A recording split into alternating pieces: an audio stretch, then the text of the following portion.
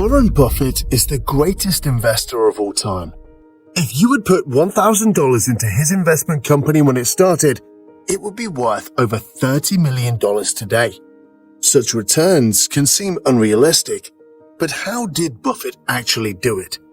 The answer is, he understands what most people don't, and is sticking to a few key principles that you can implement in your everyday life. Keep watching, because by the end of this video, you will learn all of them. We look for three things when we hire people. We look for intelligence, we look for initiative or energy, and we look for integrity. And if they don't have the latter, the first two will kill you. Because if you're going to get somebody without integrity, you want them lazy and dumb. I mean, you don't want them smart and energetic. So the answer is that investors behave in very human ways, which is they get very excited during bull markets and they look in the rearview mirror and they say, I made money last year, I'm going to make more money this year, so this time I'll borrow, or the neighbor says, I wasn't in last year when that neighbor was dumber than I made a lot of money, so I'm going to go in this year. So they're always looking in the rearview mirror. And when they look in the rearview mirror and they see a lot of money having been made in the last few years, they plow in and they just push and push and push on prices. And when they look in the rearview mirror and they see no money having been made, they just say, this is a lousy place to be. So they don't care what's going on in the underlying business. And it's astounding, but that makes for a huge opportunity. Just huge opportunity.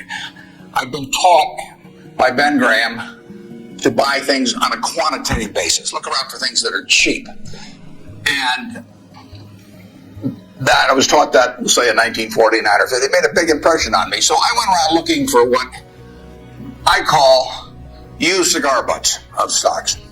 And the cigar butt approach to buying stocks is that you walk down the street and you're looking around for cigar butts and you find this terrible looking, soggy, ugly looking cigar.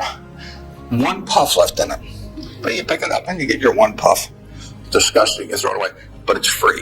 I mean, it's cheap. And then you look around for another soggy, one puff cigarette. Well, that's what I did for years. It's a mistake. You can make money doing it, but you can't make it with big money. It's so much easier just to buy wonderful businesses. So now I would rather buy a wonderful business at a fair price than a fair business at a wonderful price. But I have an old-fashioned belief that I can only should expect to make money in things that I understand. And when I say understand, I don't mean understand, what the product does or anything like that. I mean understand what the economics of the business are likely to look like 10 years from now or 20 years from now. I know, in general, what the economics of, say, Wrigley chewing gum will look like 10 years from now. The internet isn't going to change the way people chew gum. It isn't going to change which gum they chew. If you own the chewing gum market in a big way, and you've got Double Mint and Spearmint and Juicy Fruit, those brands will be there 10 years from now. So I can't pinpoint exactly what the numbers are going to look like on Wrigley, but I'm not going to be way off if I try to look forward on something like that. That evaluating that company is within what I call my circle of competence. I understand what they do. I understand the economics of it. I understand the competitive aspects of the business. But the biggest mistakes we've made by far, biggest mistakes I've made by far are mistakes of omission and not commission. I mean, it's the things I knew enough to do. They were within my circle of competence, and I was sucking my thumb. And that is really, those are the ones that hurt. They don't show up anyplace. I probably cost Berkshire at least $5 billion, for example, by sucking my thumb 20 years ago or close to it when Fannie Mae was having some troubles, and we could have bought the whole company for practically nothing. And I don't worry about that if it's Microsoft, because I don't know it. Because Microsoft isn't in my circle of competence. And so I don't have any reason to think I'm entitled to make money out of Microsoft or out of cocoa beans or whatever. But I did know enough to understand Fannie Mae, and I blew it. And that never shows up under conventional accounting. But I know the cost of it. I know. I passed it up. And those are the big, big mistakes. And I've had plenty of them. And unless I tell you about them in the annual report, and I resist the temptation sometimes, unless I tell you about them in the annual report, you're not going to know it because it doesn't show up under conventional accounting. But omission is way bigger than commission. There's big opportunities in life have to be seized. We don't do very many things, but when we get the chance to do something that's right and big, we've got to do it. And even to do it in a small scale is just as big a mistake almost as not doing it at all. I mean, you've really got to grab them when they come, because you're not going to get 500 great opportunities. You would be better off if when you got out of school here, you got a punch card with 20 punches on it. And every financial decision you made, you used up a punch. You'd get very rich because you'd think through very hard each one. I mean, you went to a cocktail party and somebody talked about a company, he didn't even understand what they did or couldn't pronounce the name, but they made some money last week and another one like it. You wouldn't buy it if you only had 20 punches on that card. In terms of our wholly owned businesses, we're not going to sell no matter how much anybody offers us for. I mean, if somebody offers us 3 times what something is worth, at See's Candy, the Buffalo News, Borsheim's, whatever it may be, we're not going to sell it. I may be wrong in having that approach. I know I'm not wrong if I owned 100% of Berkshire, because that's the way I want to live my life. I've got all the money I could possibly need.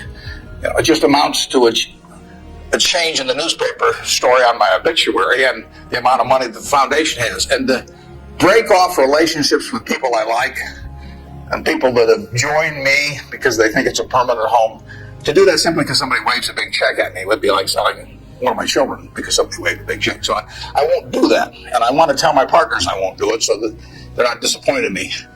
More and more with certain stocks, we've got that approach. Now, if we were chronically short of funds and had all kinds of opportunities coming, we might have a somewhat different approach. But our inclination is not to sell things unless we get really discouraged perhaps with the management, or we think the economic characteristics of the business change in a big way. I mean, and that happens.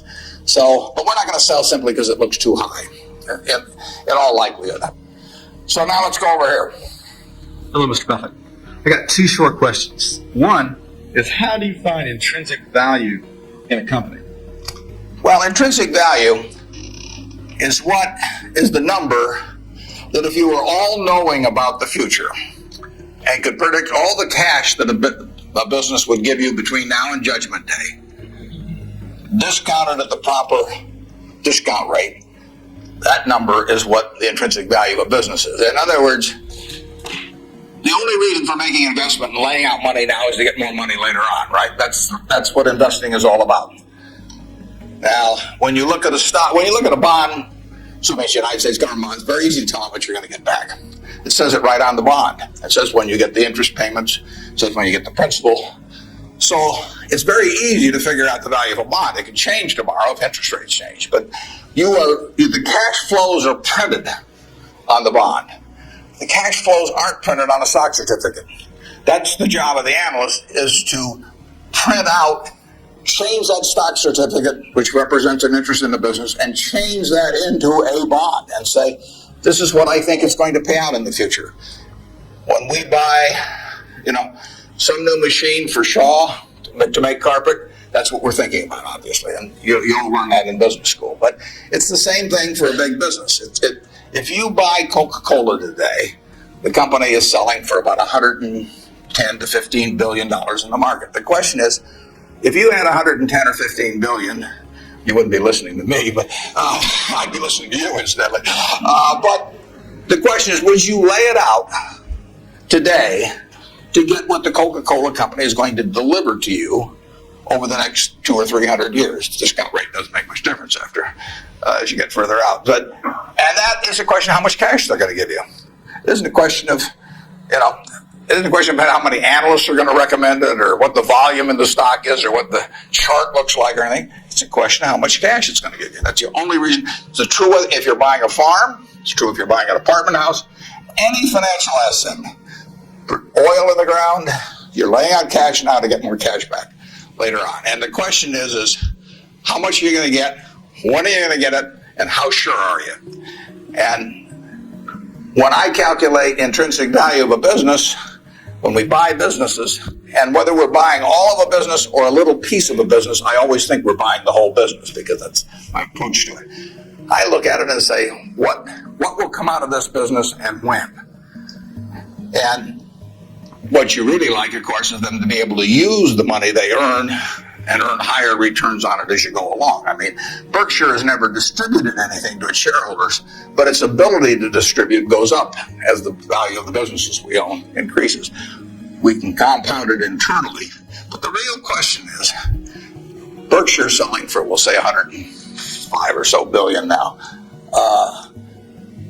What can we distribute from that 100? If you're going to buy the whole company for 105 billion now, can we distribute enough cash to you soon enough to make it sensible at present interest rates to lay out that cash now? And that's what it gets down to. And if you can't answer that question, you can't buy the stock.